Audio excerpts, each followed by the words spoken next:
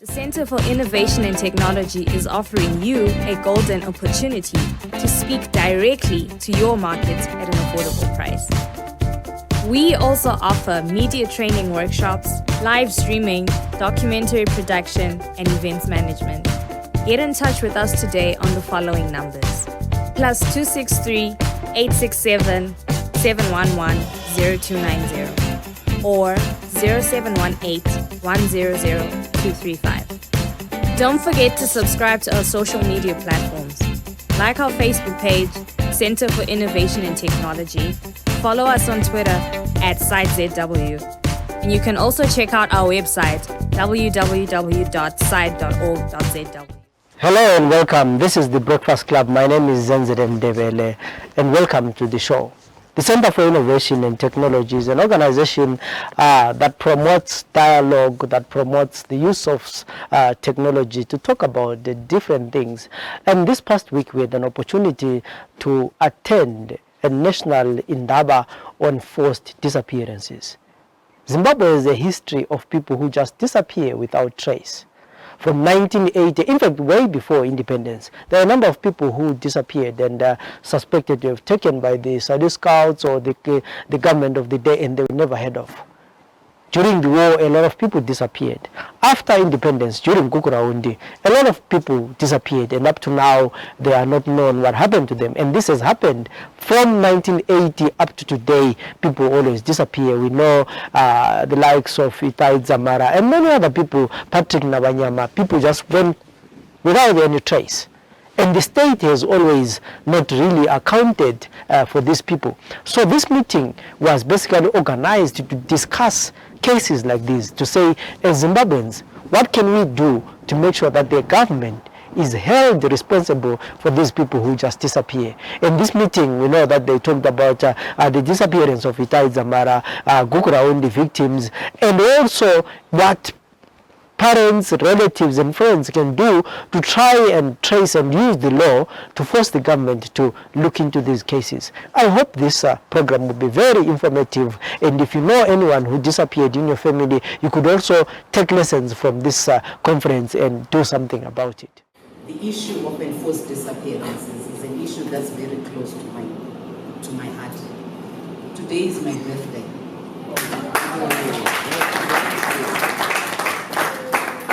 I would have died, I would have been killed actually, December 2008.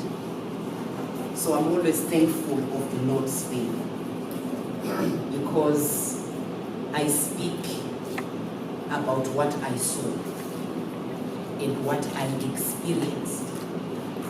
And I'm happy to also say that the government has also acknowledged their wrongdoing. Evidence is there for everyone to see, but I think the job is not done by just removing one case from the thousands of cases that are abound in Zimbabwe. I think the fact that I was able to get a settlement in relation to the wrongdoing of the abduction, the torture, and the fact that I was not protected by the law, for me, I think it's a good precedence for everyone else who has gone through the same. I know that I cannot speak for the many who have not seen their relatives who just disappeared into thin air. I don't think someone who is born of a man and a woman deserves to be treated that way. I think as a people, we need to be able to move away from that way of punishing people. I think there are better ways of punishing if those people have committed any crime. But in most cases, we also recognize that they have not committed any crime. It's just because for some of us we open our mouths too wide, and as a result it's a form of muzzling. But for people who are resolute, I don't think it's the proper way of going around it. Ndizanixolela ngoba, like I said, this is very close to my heart.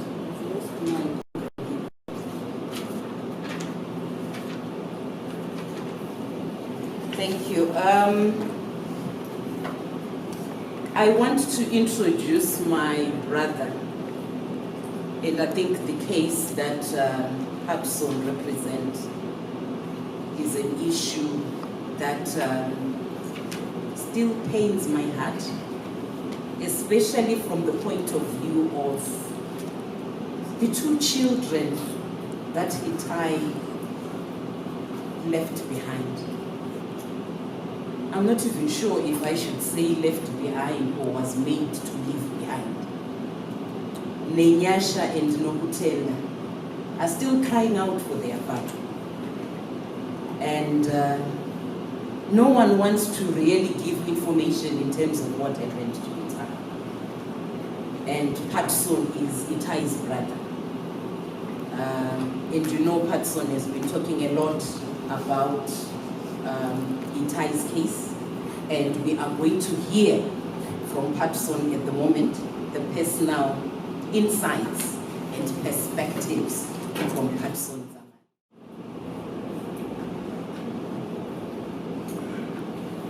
You know, I prepared something like a presentation, but I want to speak from my heart. I'm not going to use that. See, our society, I've always been saying this categorically, that Zimbabwe's urgent issue is not the economy. Zimbabwe's urgent challenge is social re-engineering, social recalibration. Until and unless we re-engineer our social fabric, there's no moving forward. Why am I saying that? I'm saying that because I'm cognizant of the fact that most of us, we carry heavy hearts. Most of us, we have tears. And these tears are crying out for attention, attention we never get from the powers that be or from the people who ought to be attending to us. And so, when I heard about this process, I actually had to cut my trip short so as to attend to this, because I felt for the longest time that we need a process such as this one.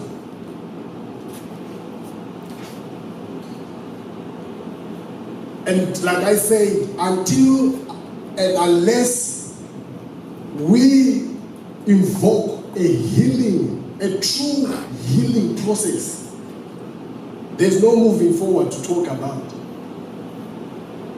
As I was watching the prolific presentation, the first presenter said something and that struck me. He asked the question, he said, so are you going to follow me because I've decided to speak the truth?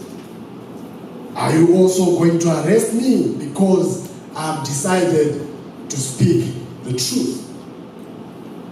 Ladies and gentlemen, that is our reality.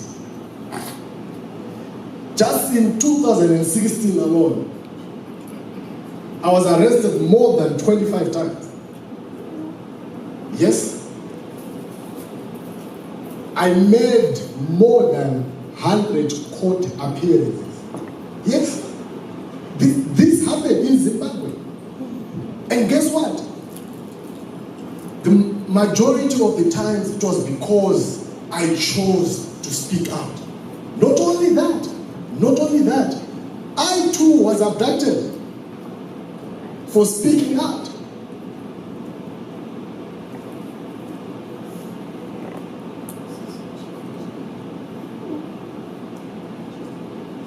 because a young man chose to take a stand, chose to ask questions. What happened to my brother? What did you do to my brother? Then all those things were meted out against me.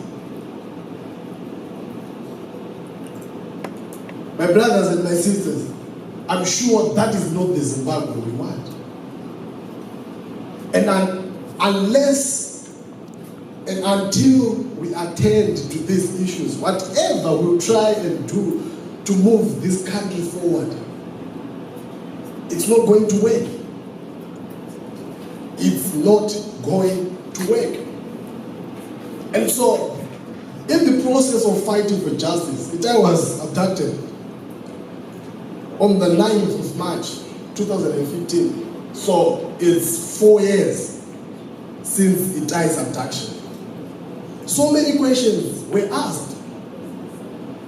What is so special about Itai? And I know some of those questions were asked out of ignorance, but I need to make a point out of that. Indeed, Itai Dzamara is not the only Zimbabwean who was abducted. He is not the only recorded Zimbabwean who is missing. If I'm not mistaken, there are over 5,000 cases of enforced disappearances since 1980. And these are disappearances which occurred on political grounds. So yes, indeed, Itai is not the only one. However, and in spite of that, what I can maybe say is special about Itai is we chose to speak out. I, for one, chose to speak out. And for choosing to speak out, I was not spared the evil machinations of the people we call our leaders.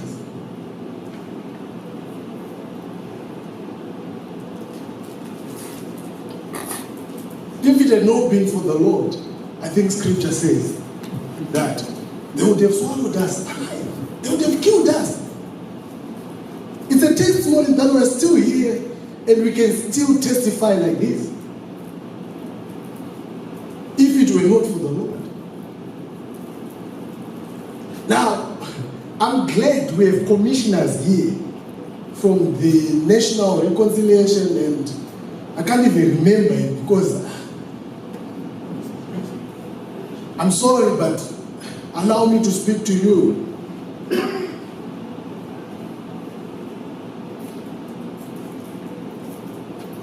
You carry an important mandate to heal the nation. And says and means is nothing to joke about. It's not for you to make an extra dollar. No. The nation's future is hinged on that process. Remember what I said, in my view, after all is said and done, we can talk about the economics, we can talk about the politics and all that. But until and unless there is social re-engineering, until we invoke a serious healing process, there's no moving forward. That's going to happen in Zimbabwe. We wounded. We're wounded, Lord. We've been damaged. We need answers. We need to get to a place where we find closure. So when Itai was abducted, we made noise. And it took a court order to convince the powers that be to launch an investigation. When that happened, a team was assembled. This is probably the first time I'm sharing some of these things. A team was assembled, and this team had representatives from all the state security apparatus departments, the President's office, the police, CIO, military, prisons, our lawyers, my family, and I represented my family on that team. After all was said and done, after they wasted our time, we traveled based on the so-called leave around Zimbabwe. I told them straight up, the man who was leading that team was assistant or former assistant commissioner, Makelele. I told him straight up, I told him, sir, you're wasting my time, you're wasting our time. You know what happened to Dzamara. And all this that you are now doing is just a facade. We want a real thing. Let's have the real thing. It's either we're going to have the real thing or nothing. And so, as the days, months, years went by, no headway whatsoever has been made.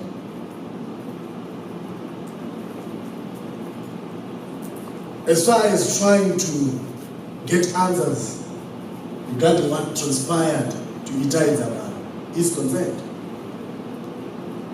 I was enraged last week. I read about an MDC activist who was abducted. That should have been in January during the skirmishes. I do not have the details, but I just have a vague understanding of what transpired. So this man was abducted in January. Guess what? Zimbabweans went on in their lives. Yes, people went on with their lives. It's only last week that his body was discovered dead. People did not speak out. No noise was made. And I was like, no, this is not it. Because you know what? If we remain silent, if we remain docile, they will finish all of us. They will finish all of us. And so, what am I trying to say there? What I'm trying to say is, as a nation, we must take these issues of enforced disappearance seriously. Because this is a tool, this is a tactic the regime uses to silence the masses. This is a tool, this is a tactic the regime uses to oppress the masses. Now the question they've always asked me as I wrap up is, young man, you know what transpired to your brother, and you are trading in his footsteps. Are you not afraid that what happened to him is also going to happen to you? And I'm sure that is a question most of us grapple with, even at a personal level. When people are abducted, when people are oppressed, when people are abused, I'm sure we grapple with that question. What if it also happens to me? What's the population of Zimbabwe? I hear it's 15, 16, 17 million, somewhere there. Now, if we all choose to stand and speak for what is right, no matter how evil they are, not they can be, but they are, there is absolutely no way they can defeat all of us. So the reason why individuals like Dzamara and even the recent case I alluded to are exposed and end up being abducted is because most of us, we lounge back. We wait, just like me, for when it comes to ours. So prior to Itai's abduction, I didn't care about people who have been abducted. I didn't care. I mean, I'll just read about Gugura Hundi. It didn't strike me. And I know some of us who have not experienced it, that's probably our posture. That is not going to take us forward, ladies and gentlemen. If ever this nation is to move forward, we must re-engineer our social fabric. And for us to re-engineer our social fabric, we need to invoke a truly sincere healing process, because we are a wounded lot. And like I said, it takes a lot of grace, the grace of God, that is, that individuals like Justina can still stand and boldly speak. They have gone through a lot. Ourselves, in our little way and own way, we've also gone through a lot. And I don't know where Zimbabweans get this pettiness from. So, because you choose to fight and take a stand for what is right, they say, no, they now want to make money. These are lives. This is the life we're talking about. I'm glad I see some very familiar faces here, like Koma, Dr. Tsonzo. We met way before these things, doing other things. And those things, by the way, we have been strangulated in a way, because we can no longer free flow and function using our talents and our God-given capacity, because you have a tag attached to you. And not only that, in my case, for example,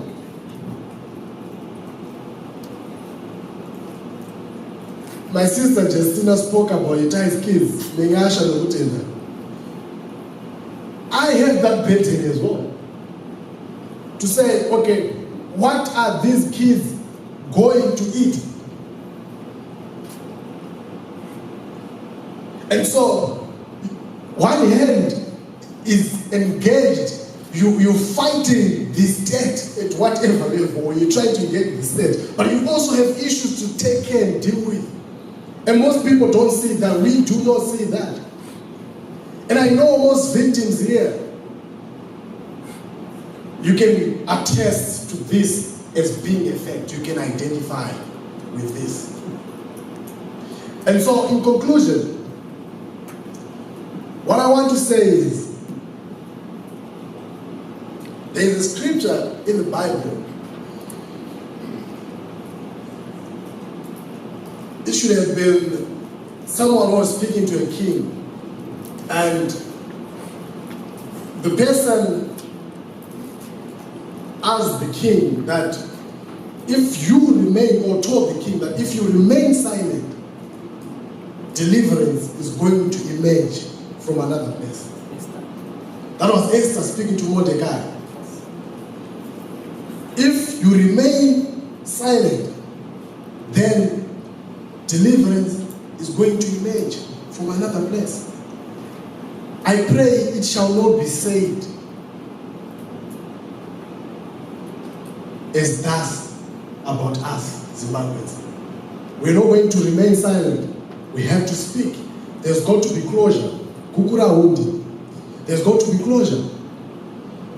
Family invasions, haphazard invasions, Murabatina. There's got to be closure. 2008, there's got to be closure. And all the other isolated cases, there's got to be closure. And we must speak with one voice. We must challenge, with all due respect, the facade they call the new dispensation. We must bring it to task over these issues. These are issues they ought to be addressing. These are issues they ought to be attending to. And until we get to that point, we have not transitioned and we're not going to move forward as a nation. I think there are a lot of things that have been said. In the Dumisani Mpofu, I was a lead research on this document. But maybe the question is, why do these documents? One thing, when the young lady who said to me, Mpofu, to do this work, the first thing that I said to her, I will not participate in this thing if you don't make it public. I will not. And why I say that is because a lot of information has been collected about people who were affected by the Bulawayo, but that information is known. And we need to move away from that tradition. That's the reason why maybe there is this document. You can only provoke debate if something is documented and someone would differ, will produce his own document. And as we do that, it means more and more information will be available. If you visit the Holocaust Museum in Washington, D.C., you will discover that there is a lot of information about atrocities and genocide that happened throughout the world. But one genocide or atrocity that is missing is that of Ndebele. And I've been arguing with one guy called Daniel since 2015. Why is Ndebele not there? And he has been saying to me, we're sending researchers, and finally he says to me, Mpofu, I've left the Holocaust, but I think there are other platforms where you can present your issues. I said, no, I want it there. Maybe Justina, that's one of the things she has left. That's one of the critical things that you guys sitting here as civil society could lobby not only our own government, but even that community running the Holocaust Museum to create a desk to deal with the Zimbabwean issues. So that you will understand the international dimension of this Kukurawan thing. We have you say it is a member of parliament. This Kukurawan thing, what makes it different or unique is because it has got its own international narrative that has never been spoken about. And one of the narratives is the reason why the Ndebele desk is not there at the Holocaust Museum, while the Mozambique desk is there. The DRC desk is there.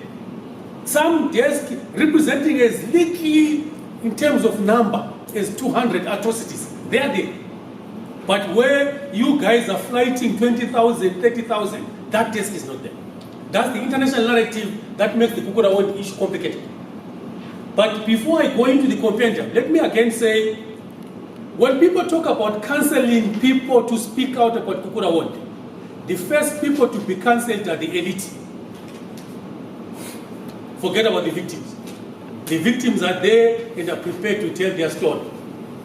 When Zenzele was doing his documentary on Kukurawan, he said to me, Mpofu, can you assist me in research on that documentary?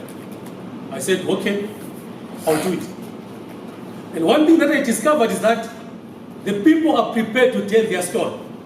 But the elite want to represent the people and say people are afraid to tell the story. So we need to do counseling for the elite.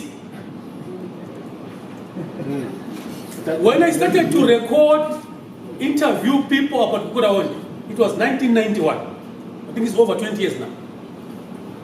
One of the MPs that I spoke to, he was they used to call them non-conscious MPs by then.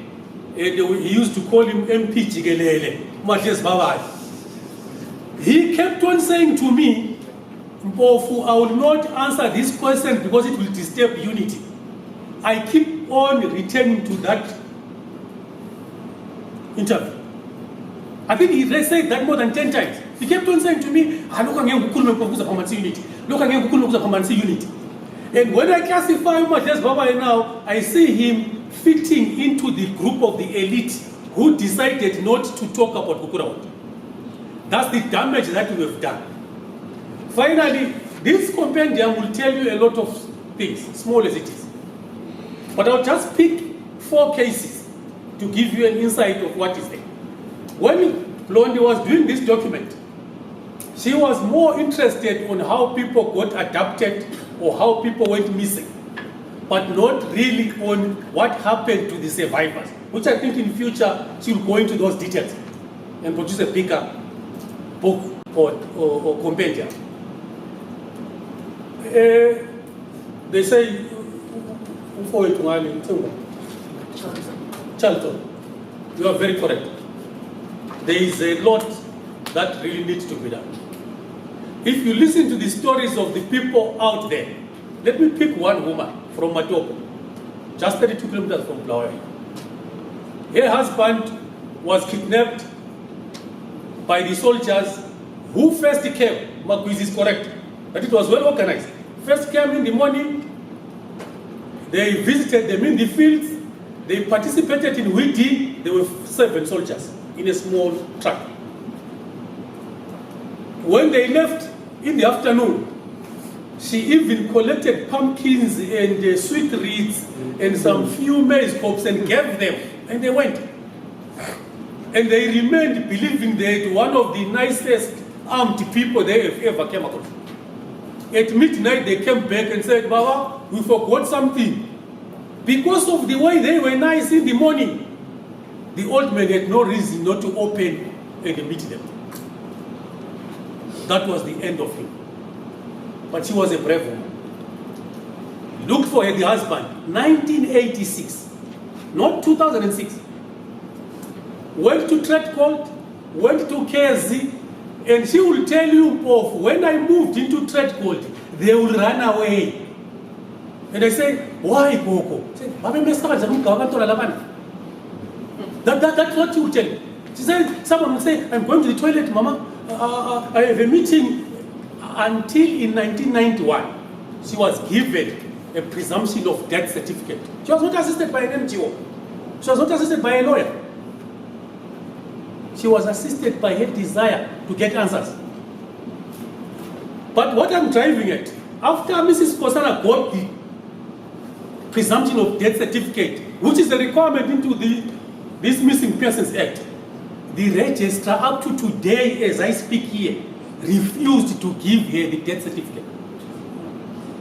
I was talking to one lawyer, she was saying she will assist me, I'm yet to talk to her. And I was saying, if you guys could go to court and get an order to compel the registrar to give this woman, at least she dies, she's now 73 or so years. She dies with the death certificate, it will make sense. It's refusing, despite carrying it was my first time to see a presumption of death certificate. I saw it in rural Matop. She's carrying it, that woman. She still has it. It is a green document written by those old typewriters. She has it, but they refused. I'm trying to show you how complicated this thing is. You might think it's simple. It is not as simple as you think, as we take it. Let me give you another example of another woman again in case down cases out. The husband was abducted during the daylight by the army. Of course, this man, when I was talking to the woman, I discovered why the men behaved that way. The soldiers at the business center asked for all men to come. But this man was working for government. Because he was working for government, I believe she did not fear the army. He was used at them. So he decided to say, no, tell them I will come, I'm waiting for somebody. I'm told he was a tailor. So he was doing some tailoring business there. When the army got the news, these soldiers, that the man is saying he will come later, they went to the homestead running. It's about 400 meters away from the shops. And he was picked like, any rubbish. But the woman was very brave. She kept on tracing. She will tell you, he was taken to Bembeswane. It was a notorious base for 5 Brigade.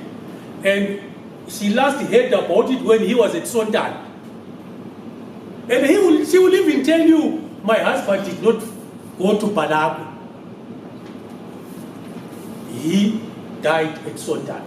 Because those who were released later were able to tell her that this is what happened. This shows how much these people were looking for information, despite you guys sitting here saying they are afraid to speak. She got that. But what is interesting about this woman? 23 years later, she received a message that says, come to the registrar's office at Case, we will give you a death certificate.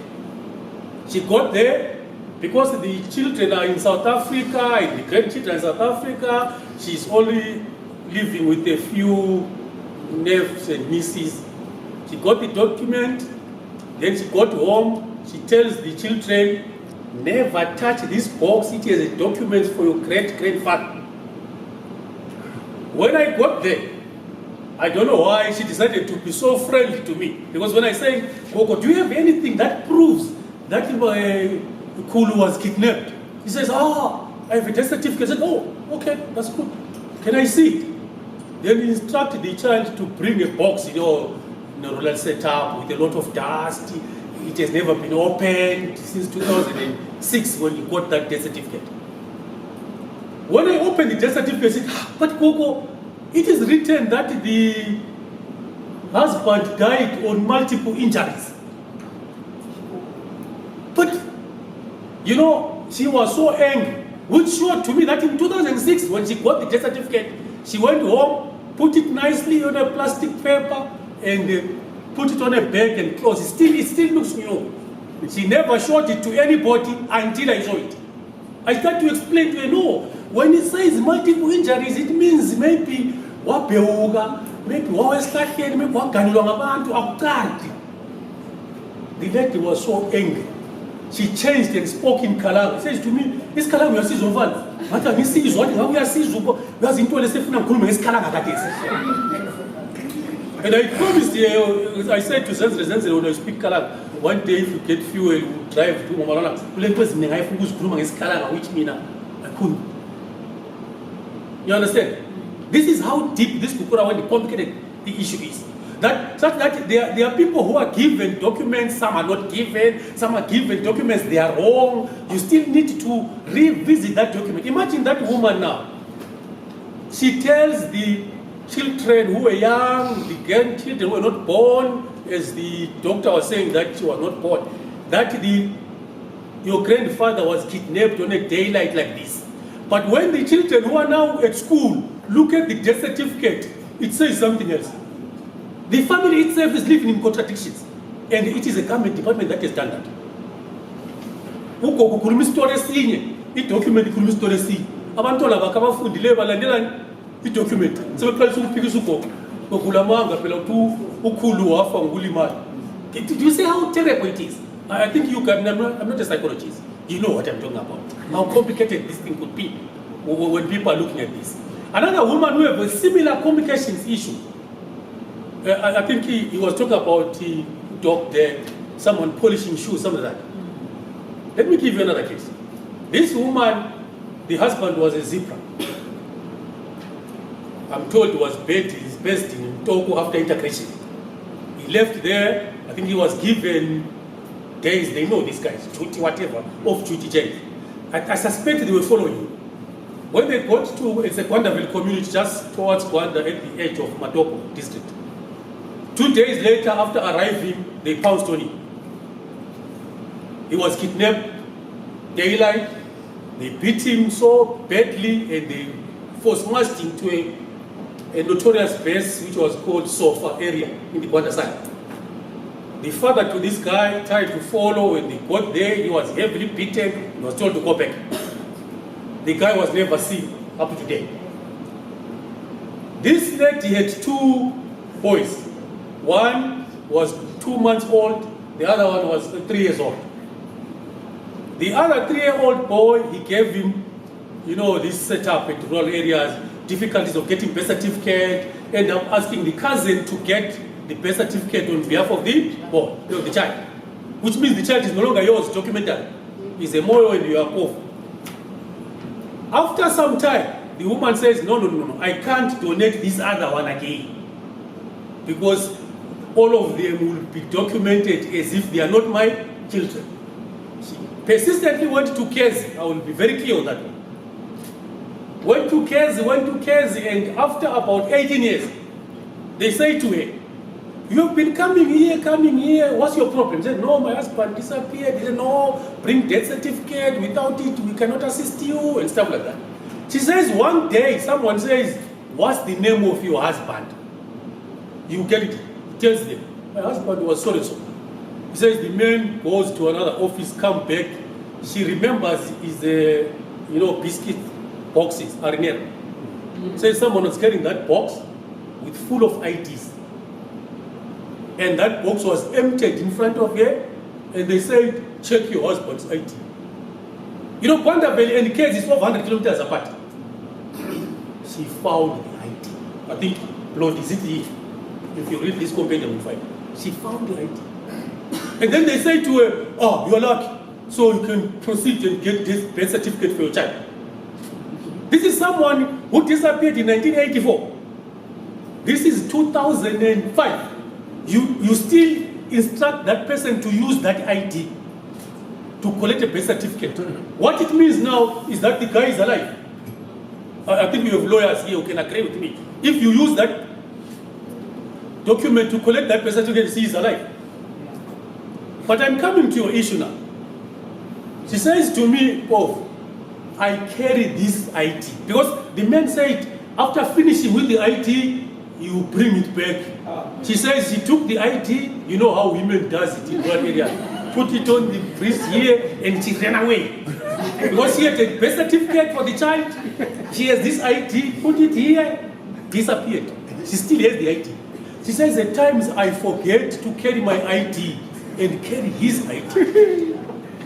You see how terrible it is? That every day he has to look at that ID and check it. You will see the brief story in the comment. These are some of the issues that really needs to say, Bukura on the issue MP is so complicated.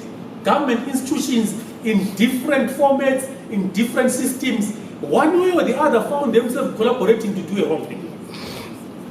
And this is why people will always try to be sensitive when this Bukura issue is raised, because they found no job when it comes to government departments. Let me end by just giving you an insight of one. This is a young person, aged, they suspect 12 years, 13 years. He's picked by security forces, go and show us to Mr. Ndlovu's homestead, that is Zinkai. There's nothing wrong when a young boy, agrees to show elders a route or a path.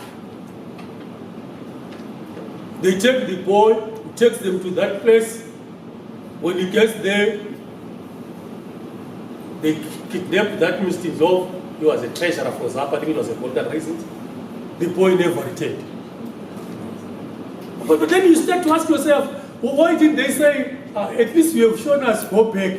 The boy wasn't going to be harmful anymore. 1983. People, by then, the level of literacy was very low. I don't think the boy would have bothered what kind of a car they were driving and what kind of faces they were. And the boy disappeared up to today. You see how complicated it is. But I want to end by saying, this compendium just gives you a brief of the situations that people found themselves in. And it tells us a different story. But we still need to say what happened to the survivors. That's why the details of selective application of the law comes out. You still have, especially the Nkai case is interesting. The two chairperson for ZAPU and treasurer for ZAPU were kidnapped after the security forces used this young man to show them the road. After that, this other one, because he had some connections, they were able to go and process what they call detainees, what funds. They were able to take him, get him vetted, get these old detainees and whatever restrictive funds.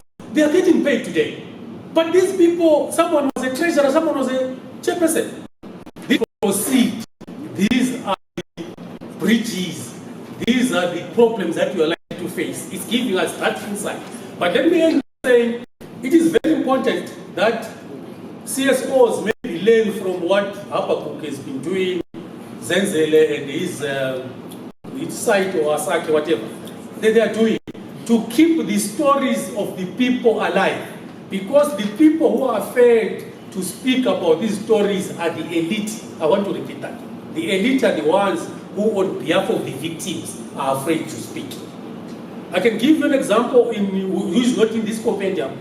There is a lady in Zimbabwe who was cut off her nose and her lips by the dissidents. This lady, first, they were called to an army camp at Slovenia Secondary School. There was an army base there. They were raped, there were 3 of them. The whole 2 weeks, they were raped. When they were released, she says somebody who appeared like big came, maybe it was a commander. These other guys released them. These other 2 decided to walk to Bulawayo. It's about 58 kilometers from Slovenia to Ghana. This other lady, she was just 19 years old. She decided to go back home. She made a serious mistake. When she went home, she found that 2 prominent people in the area have been killed by the army. I think I referred them to they've been exhumed their bodies. It's Manyela and Mtino. They've been killed.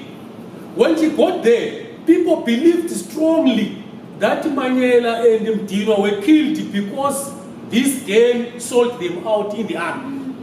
She had been raped for 2 weeks. She's back home. They say she's a sellout. What do these people do? They go and call this Umbokenis called Kaikusu. They call them, they come with a very blunt knife. They cut off her nose, they cut her point lips and cut off. This is double tragedy. But why am I bringing this story? Togo is able to tell this story. But there are people who have been collecting information from this girl. And she says to me, she's now a woman, from this woman. She says to me, Mpofu, people have been writing my story since 1996. I've never read a paragraph in a newspaper. And this is where, at times, as CSOs were very guilty. That's why I said to Lord, we proceed provided you will write a book and we distribute it so that one day a grade 4 child will go to the grandmother running and say, Coco, I read about you. They will start to understand their grandmothers. Cartels, they don't understand them because there is no information. I think this is the simple insight which is there in the compendium. I hope you will enjoy reading it, but I'm sure Lord will work very hard to make sure a more detailed. Leslie, there are more people who are now coming forward saying, let's change. You know, I was even shocked to discover one of my brothers who was a Tintumbani, later on disappeared at Zaka. He was one of the fearless fighters there. I used to think we're gold. I now discover he's a brother from the mother's side. I now discover after this work that my relatives come to me and say, Katuluputu was like, so this is how powerful this thing is. Let's go on, write about people's stories, publicize it. People need to have their story told. It is really a sad issue that 36 years, or in fact nearly 40 years after independence, we still have issues where people disappear without trace. And half the time the government is not willing to assist. And in many cases, we remain thinking that it is actually the government that was responsible for the disappearance of these people, because most of these people who disappear without trace are usually political activists or people in the opposition politics. And our government has never been friendly to people who criticize it. I hope this program was very informative, and you can also bring some of these people that you know that disappeared, and you have information that you want to share with us. You're free to get in touch with us on our social media platforms like Facebook, Twitter. The organization is the Center for Innovation and Technology, or site ZW. My name is Zenzele Ndebele. Till we meet again tomorrow, have a good day.